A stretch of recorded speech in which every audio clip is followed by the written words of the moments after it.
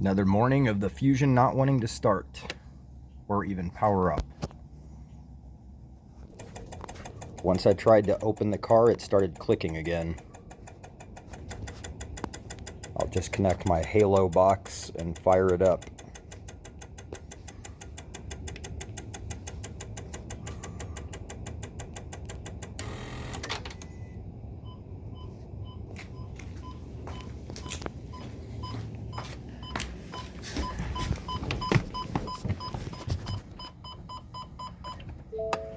They're going to need a little bit of time to And there you go. We're going to stay positive.